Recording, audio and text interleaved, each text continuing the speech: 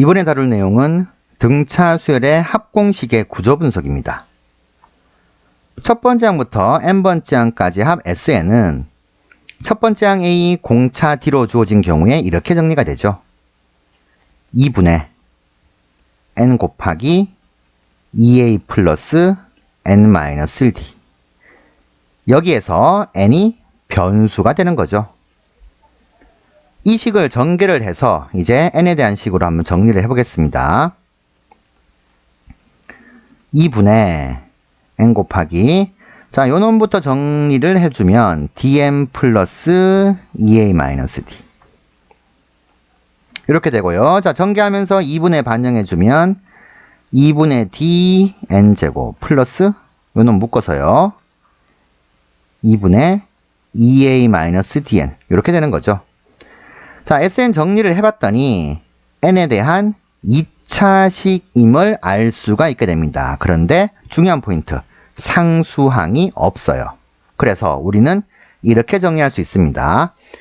등차 수열의 합을 표현한 식 SN은 상수항이 없는 또는 상수항이 0인 n에 대한 2차식이다.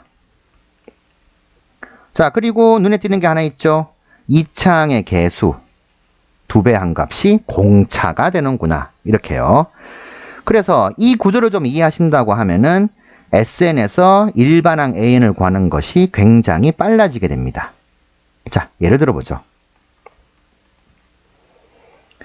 SN이 n제곱 더하기 2n으로 주어졌다고 한번 해봅시다. 등차수란 말이 없어도 우리는 알 수가 있죠. 상수항이 없는 n에 대한 2차식. 그러면 우리 일반적으로 an 끌어내려면 sn에서 sn-를 빼서 계산을 하게 되죠. 이 과정을 거치지 않아도 등차 수열의 합임을 알 수가 있으니까, 자, 첫째 항과 공차만 끌어내면 됩니다. 여기에서 첫 번째 항은 S1과 같으니까 1 집어넣어서 3. 공차는 n제곱의 개수 1, 2배 한 값이니까 2. 이렇게 되는 거죠. 그러면 등차 수열의 일반항 AN은 n에 대한 2차식이고 n의 개수가 공차가 되니까 2n으로 시작. 첫째 항 3 맞춰주게 되면 1 집어넣어서 3 나오도록 플러스 1 붙여주면 되겠죠. 자, 이런 식으로 하면 SN에서 N이 조금 더 빠르게 계산이 되었습니다. 자, 한 번 더 해보도록 하죠. SN이 5n제곱 더하기 7n 이렇게 주어졌다 라고 하게 되면 상수항이 없는 n에 대한 2차식, 그러니 등차 수열의 합을 표현했구나.